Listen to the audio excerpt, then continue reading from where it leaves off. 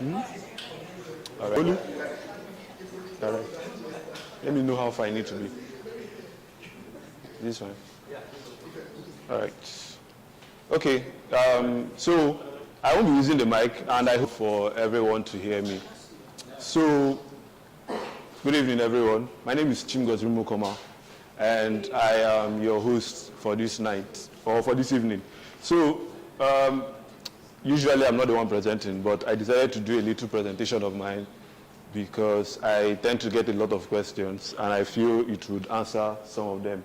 So what you see is Speech Friday by Techpoint Africa. So I would explain what is Speech Friday.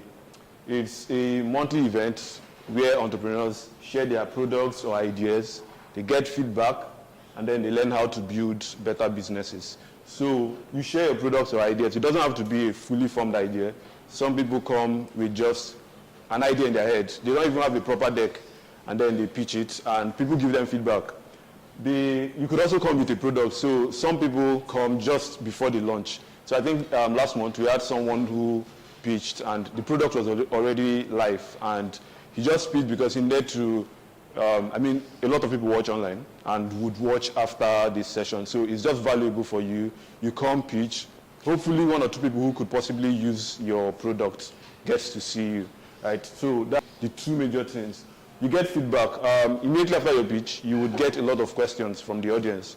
And it could be brutal, which is why I encourage people to prepare. But if you don't prepare, I could talk to the audience on your behalf, and they will take it easier on you. So yeah, you get a lot of interesting feedback. In the audience, you get people who are either investors, who are marketers, who are salespeople. Like, you just get people from all disciplines, and they could help you to refine your pitch. What do I get from doing this? You will, I will address that in the. I think it's important that you just realize we do not invest, we do not facilitate investments. And there are a lot of reasons for that, which I will not be going into. But when you come here, like I mentioned, you pitch, you get feedback, and that's about it. We do not facilitate investments. If you want to learn how to get better at the investment game, the VC game, you might want to keep it, set up a calendar. I write a series twice a month, equity merchants, and I talk to VCs you have at least a new VC every few weeks, and then they teach you, or they tell you all about what you can do to get investments. Who is Speech Friday for? So you see that crowd, it's literally for everybody. So everybody, but more detailed, startup founders, prospective founders, existing founders, wannabe founders, anyone who is a startup founder can come. Lawyers/legal practitioners. So you never can tell. You could meet the next startup that you get on a retainer here. Yeah. The other ones, angel investors. So some of you could be angel investors and you are looking for deal flow. This is a very good way to get, because a lot of people you see here are at the earlier stages, not fully formed businesses. So you get a lot of deal flow. Venture capitalists, venture scouts. So you're looking for anyone to invest in. This is probably a good place for you. Not probably, sorry. This is a very good place for you to get startups like that. So that is all. I know I said I would address what the benefits are. So I don't think I will be, it's not out of place for me to say that we're a big deal. Techpoint Africa is a big deal. So if you pitch at Techpoint Africa, you are potentially getting hundreds of thousands of people that will get to find out about your business. The advice you get here is invaluable. You can ask people who have been here before. I don't know how many of us know Bumper. Yeah, so Bumper pitched at Pitch Friday long before it actually got the name Bumper. So you can actually see the kind of businesses that have come to this place. So who knows, I could be using you as an example in 6 months. And all right, good evening, everyone. So first, I would like to start my presentation with a story. So in the year 2003, a 24-year-old computer scientist founded a dating site.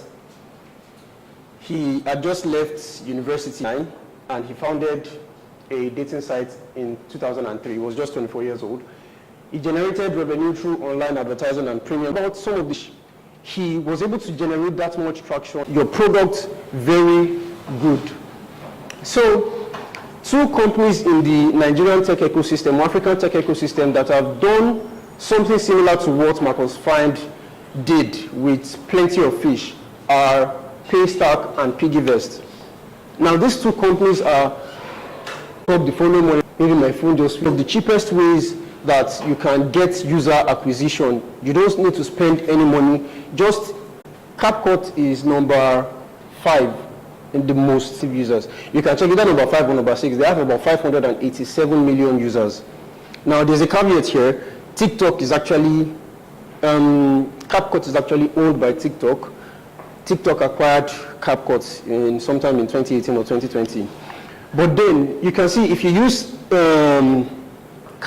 TikTok, you see when people post videos, you will see like a pop-up, use this template or something. I'm not so familiar with the app, I just started using it, but that's one of the things I noticed there, and it worked so well for CapCut and TikTok. So both products were able to merge acquisition as well. So product-led acquisition, for those of us that are developing B2B products or working in B2B tech companies, product-led acquisition is one of the very easy ways to get users. So I work with, and I tried opening an account with some of the biggest payment gateways in Nigeria today. And so there are two ways you can operate as a company. You can either be sales-led, as a B2B company, you can either be sales-led or you are product-led. So product-led is your product that is doing all the work, getting the user. What I'm going to get, who knows? Maybe I'll win a house or a car or anything of those things that they give people for free. So now that is one way to gamify your products. If you gamify your products, you put people on, like, okay, as I get to, maybe I open this app every day. Now, exactly, something like that. You guys have, you can see, you have it as well. Oh, fantastic. So, look at Streaks, YouVersion, that's the Bible app. They have Streaks, it is 68.6%. Whenever somebody, you have a new thing you own amongst all your marketing channels. So, you have an email list today. I have a Substack account. I started writing on marketing a few months ago. What growth here means. But a lot of people think, now, expansion is one of the ways you can facilitate growth. But expansion in itself is not growth. But that's where a lot of people make mistakes. Now, in the mobility tech ecosystem, we have two companies. One of them just raised funding. And I've been studying the mobility model, while the other guys are still in the market. Look at Paystack today. Paystack focused on their Nigerian market, grew their income, founded in 2017. Slack was founded with 2009. Today, Microsoft Teams has 270 million monthly active users. And Slack, that was launched in 2009, has about 20 million active users. Now, the difference between these two companies is that Slack is a standalone product, but Microsoft Teams has Microsoft Office, they're able to bundle their products and they create an ecosystem. Now we see so many guys are doing the same thing today in the ecosystem. Amazon today, there's Amazon Prime Video, there is AWS, there's the Amazon, the marketplace, there's Alexa, so many things. Why? They are trying to ensure that you stay within their ecosystem. Apple is also doing the same thing. There's Apple Watch, there's Apple Phone, there's Apple everything. You understand? If I can keep you within my ecosystem, I can ensure that you spend more money. Because if you're spending $100 on Amazon Marketplace, now that you have Amazon Prime Video, you will spend the subscription fee as well there. Now, that is, Flutterwave is also doing the same thing. Now, another way you can do this is if you have a B2C product, you can also develop a B2B product. If you have a B2B product, you can develop a B2C product. Now you have an ecosystem. You see, Flutterwave is primarily, or was primarily, a B2B company. But today they have Send by Flutterwave. They have Butter, which are B2C products. And then I read in an article recently that they are trying to acquire one company, one bank, Raisler Bank or something in the UK. So they are trying to deepen their market share in the B2C space. So Paystack, the same thing. Piggyvest, the same thing. Piggyvest they were a B2C company, but today they have Patronize. That's one of their B2B products. MoneyPoint, the same thing. MoneyPoint started as providing banking solutions for banks. Today, we don't even know MoneyPoint with banks. We know MoneyPoint with POS, which is, well, it is arguable. But POS is also both a B2B and B2C product. MTN, the same thing. So now on MTN, just when I came in, Ayoba, exactly. When I came in this evening, I was on my phone, and I saw an ad of Fisayo Fosudo. You know Fisayo Fosudo, right? Fisayo Fosudo, and was promoting that you cannot pay for your Apple Music with your airtime on MTN app. And that was very crazy, because on my MTN app, I can pay for DSTV, I can pay for Showmax, I can pay for bills, electricity bills. That is product bundling, and it also goes into product integration. Now they are having product integrations with all these guys and creating an ecosystem. MTN in itself, one would never have thought that if they were to create an ecosystem, they would do it that way. If you would have thought of creating an ecosystem with MTN, you would think that MTN would start acquiring other companies, maybe acquiring a filmmaking company or acquiring another company, but no. They are bringing all these other companies into their ecosystem by product integration and product bundling. So those are some of the cheapest ways that you can ensure growth on your product, on your platform. Now, the last thing I'm going to talk about before I conclude is branding. Now, employer branding is one of the things that you should pay so much attention to. What do your employees say about you? There are some people that will tell you today that I work for a particular bank. You know that you just feel pity. Like the first thing I was at a tech event. A community hangout on Saturday last week, and I had to do something at work that day. So the tech event was to start by 1 p.m. and I got there like 5. So when I got it, I said, I went to the office. The next day, say,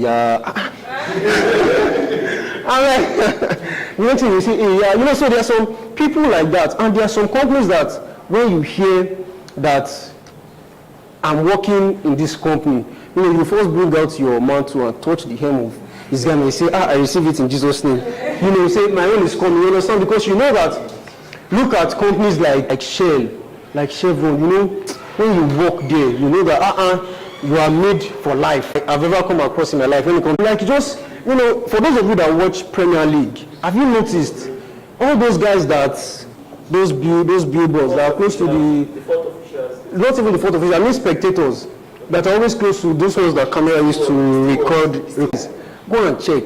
Anytime that they are bringing their phone to record the free kick or penalty, his iPhone. You will never see Android. So it's just passive feeling. Another job for you guys. So Nike, now that you need blue ocean for yourself. Today, the fintech space is extremely saturated, but you can create a blue ocean for yourself. A blue ocean is creating a niche for yourself where other people cannot play or cannot compete with you. Look at Shotlers. So Shotlers recently raised $4 million, and I was looking at their story. When Shotlers came into the mobility tech ecosystem, now the mobility tech ecosystem, there are two categories. You are either focused on the short distance trips, or you are focused on long distance trips. That's the GIG, ABC, all those other guys. The short distance, Bolt, Uber, InDrive, all those other guys. So Shotlers came into the market and they said, can we compete with either of these people? And the answer was no. We can't compete with the likes of GIG, we can't compete with Uber and Bolt. So what did they do? They created a niche for themselves.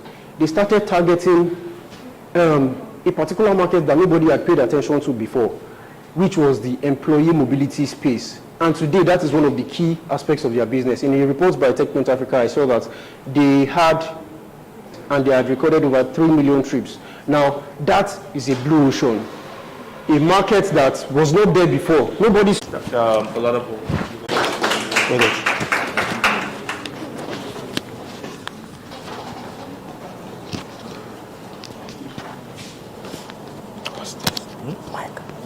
Yeah. So, this is this.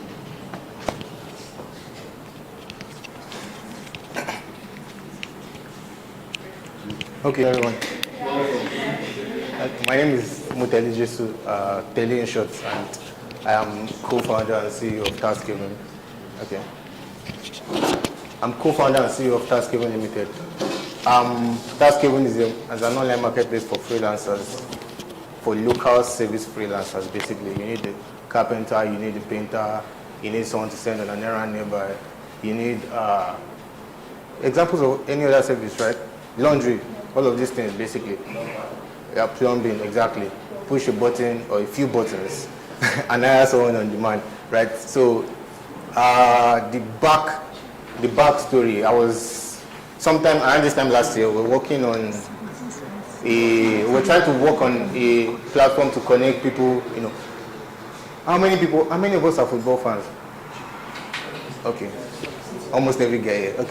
We're trying to work on a platform to connect aspiring footballers here to, European scouts and all that. But at some point along the way, you find out that, we just do not have enough connect and enough connect and all of that to do that. So we decided to pivot and find a much lower hanging fruit, right?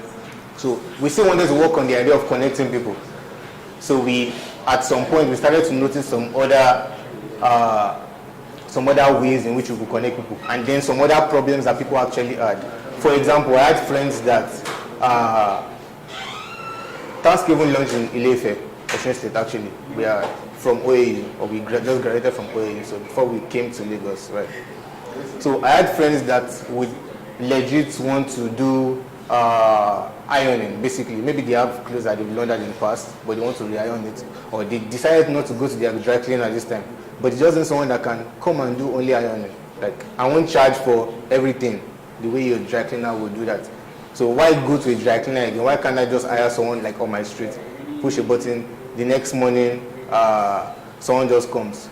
I want to wash my car. Why do I have to go to a car wash? Most of us that grew up with our parents with cars, basically early in the morning, our fathers like to wash cars every morning. You may not be able to go to a car wash every morning, but what if you most times it's children that do it or somebody around. But if there is nobody, or if you are a child like me now and you're a big boy, in quotes, and you don't want to wash your father's car, why can't you just hire someone for him, like some guy down the street that has been vetted and is good enough to do that service? So basically, we decided to go into the idea of on demand and also scheduled task fulfillment, basically. So I need, as I said, I need to fill my gas. I can basically get someone to do that for me. I want to cook. I don't want to order food. I want to cook in my house. I have food stuff. I have this. I need to hire a chef. That kind of thing, basically. So we are a service provider in that sense. We don't deal with commerce goods and all that, but basically services. Obviously, some of these services may involve goods. So, for example, if you're a plumber and you want to fix a house, you may need to buy some instruments, this and that. But basically, we deal with the services. And we started in Ile-Ife for a few months. Later last year, we made some forays into Lagos, and we said that, there's actually some markets here. And then because we got a few customers, which actually really encouraged us to come here, we started moving to Lagos gradually. And for the past few months, we've also been operating on the mainland, especially. So basically, I already said the problem that we noticed, and today we have a mobile app that you can just open and list your needs. Even though it's not yet an end-to-end solution, in that we still do some manual intervention, we still do things that don't scale in that sense.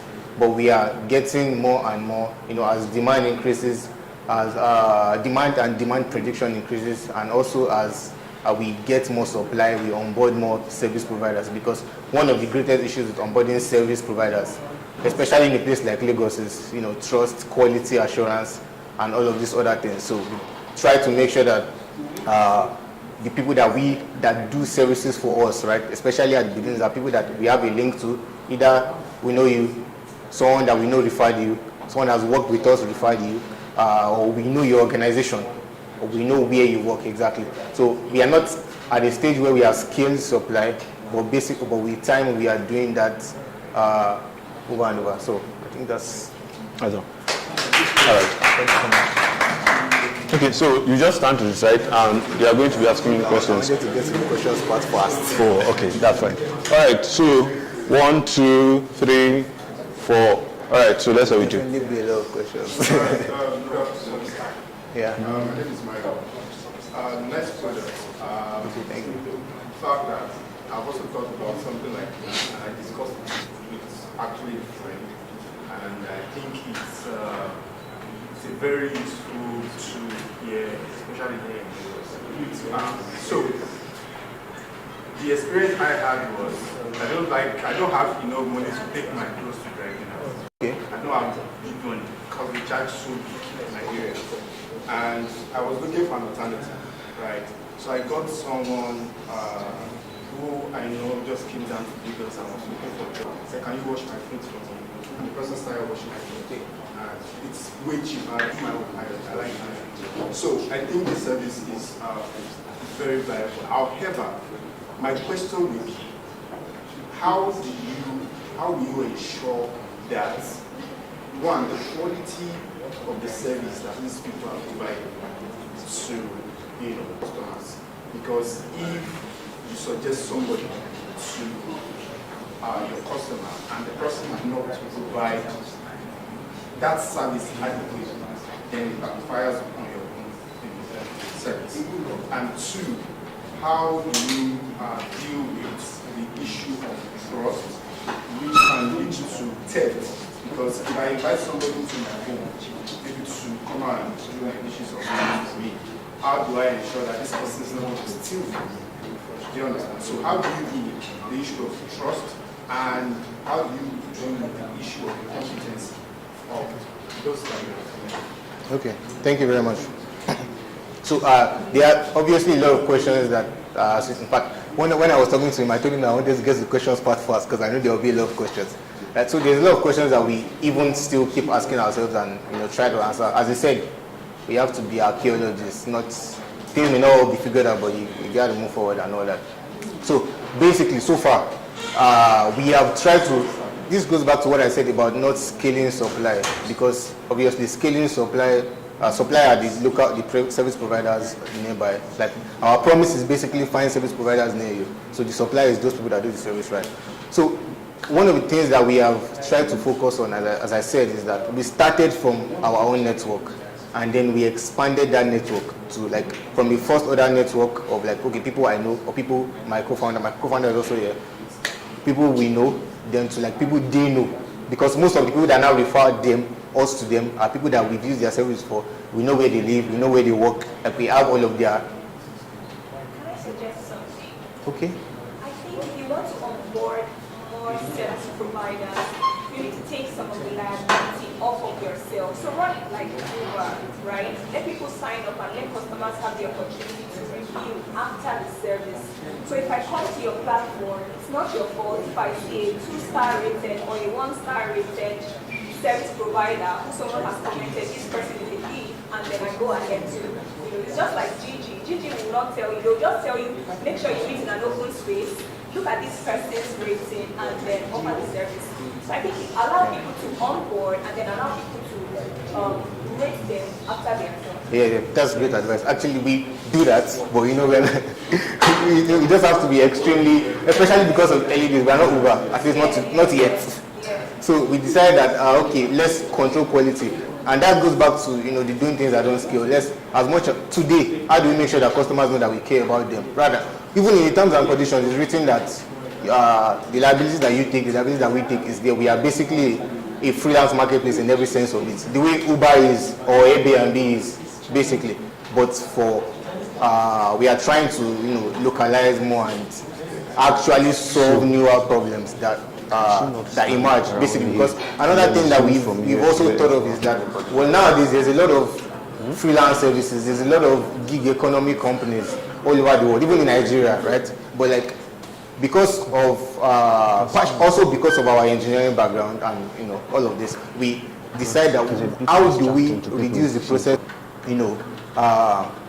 thinking of something to getting it done. It's not just about the fact that you can get it done, right? There are already alternatives to doing that, but like how do we get it done better, more efficiently, in a way that is more trustworthy and all of that, even on demand. Most people that will do this kind of service all over the world don't actually do it, this specific, don't necessarily do it on demand, but we have to like go a step further and say we want to be able to also offer this on demand when the need arises.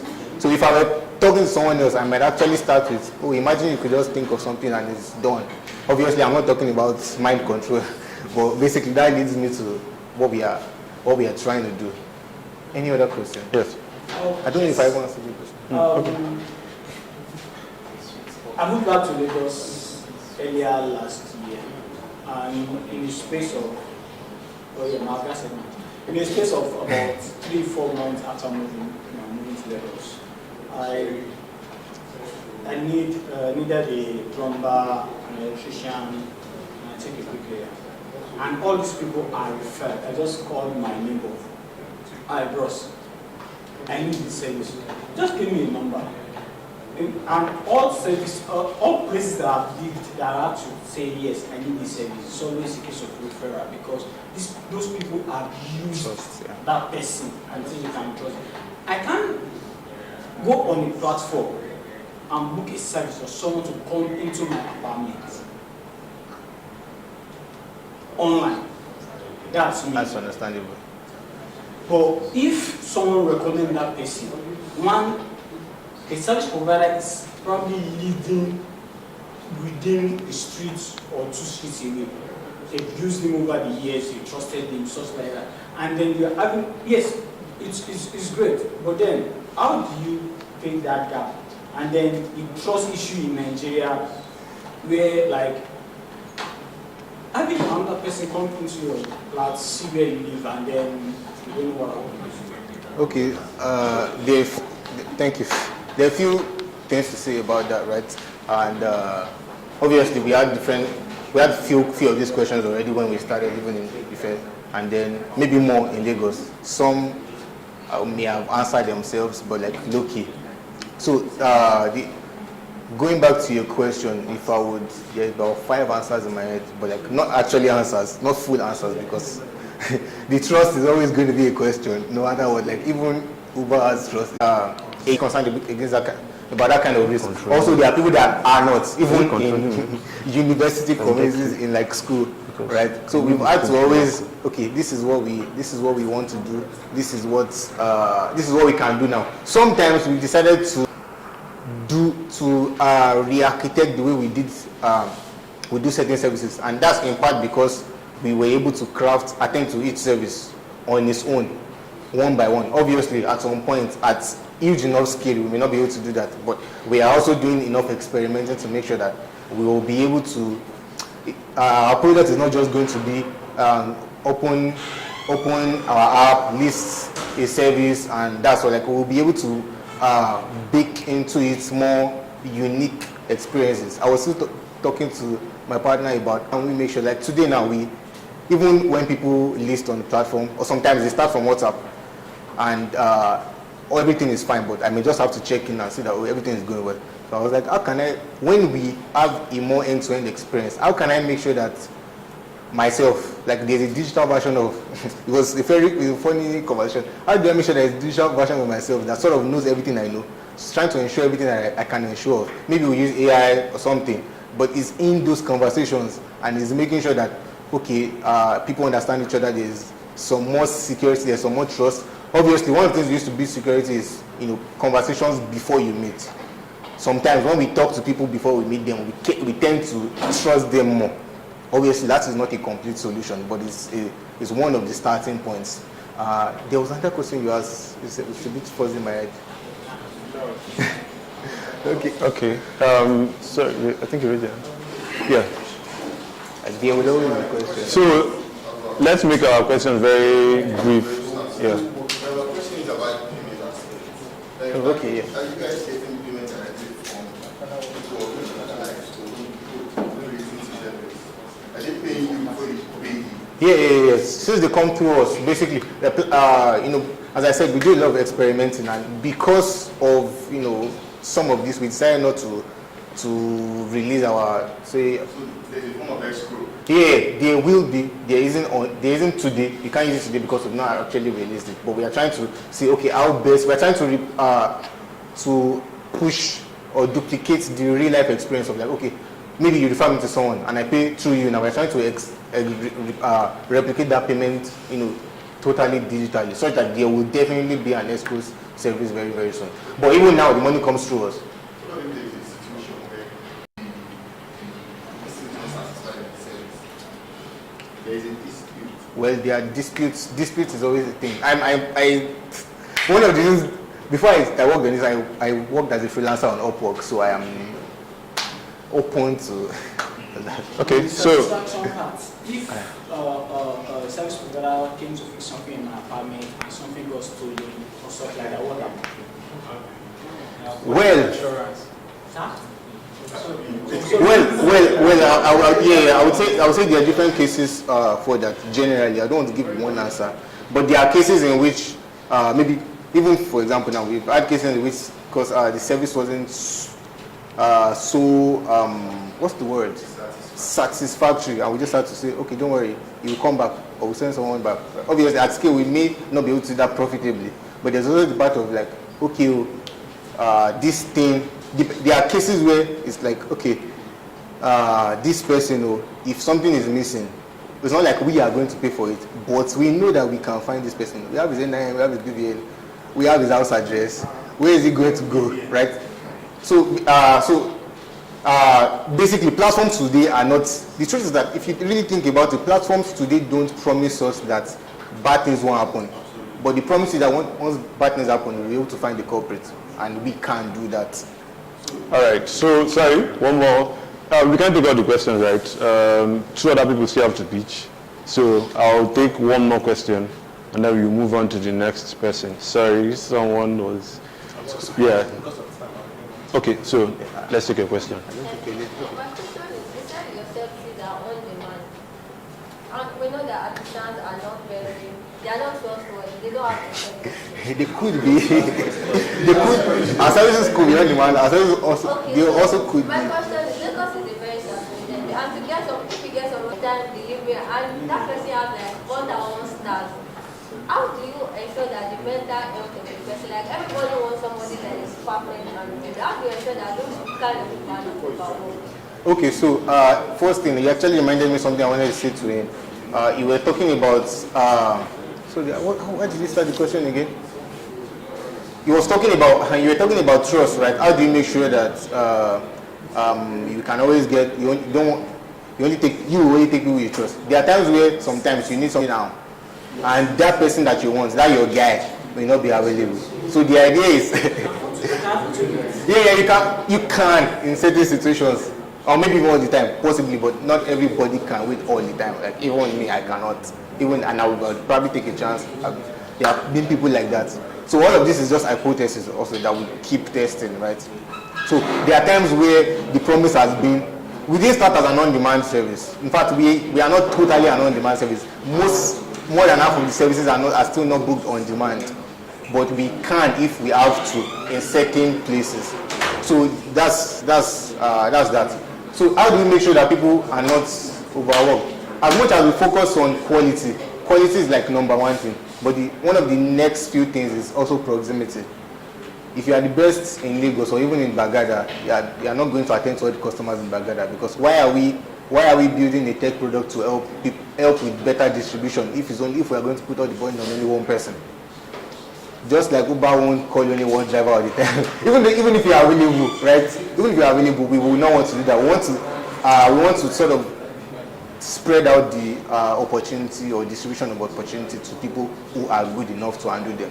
There are certain times where we know that in this particular, maybe we want to do repairs, TV repairs, Samsung TV repairs or something. I can't just send anyone, obviously. So there are times where we have to do some scheduling and all that. So there are times where something close to that may happen. But for most of the services, the truth is that many of these services are professional services. You have to learn work, like whether you're a painter or a plumber. But if I want to do errands now, I don't know how to be a professional errand boy or errand person, right? So it depends on all of this service. So building this kind of product, this kind of startup is like building multiple startups in one, because there are so many parallels that we are servicing together. So one answer may not answer all of the categories, but that's generally the idea. All right, thank you so much. Okay, so we're moving on to the next person, but before we continue, let's limit the side conversations. So we have an online audience, and it's not a very pleasant experience if there are too many voices. So, Princess, come up. Yeah, how do you want to? Okay, so you go. Please, the side conversations. You can just stand around here. Yeah. Hello, everyone. Praise the Lord. Okay. I'm here to talk about my EdTech startup. So imagine my heartbreak when our facilitator said, we play in the small leagues. SafeTeacher is a safer recruitment, professional development, and hiring platform for schools. So let me give a backstory. My name is Princess. I have a bachelor's and master's in education. I have worked in public schools, local schools, private schools, every kind of school that you can have. But finally, I worked... Can you just... Yeah. Okay. Finally, I worked in a British school. And I noticed something fundamentally different, which was their attention to professional development and safeguarding and child protection. I can tell you from experience, not hearsay, that it is non-existent in Nigerian schools. And I'm sure we have been seeing the news, we have been hearing, what happens in schools, and you'll be amazed that a lot of schools are just winging it. But when I was working in a British school, I realized that every time we would get child protection training, we would get safeguarding training, we would always get them from UK organizations, because there are literally no service providers offering safeguarding training and child protection training in Nigeria. So that is basically what SafeTeacher is about. What am I supposed to press? Okay, just skip over this. So this is my team. I resigned from working in that British school last year, August, end of term, so that's July, August. And then I was like, okay, is there a demand for this in the market? Does anybody care about safeguarding and child protection? So I said, I'm going to just run a pilot, period of 2 months. And within 2 months, I was able to train single-handedly 200 Nigerian educators, and I have had some classes where teachers actually broke down crying because they had absolutely no idea that some of their practices, especially in Nigerian schools, were very detrimental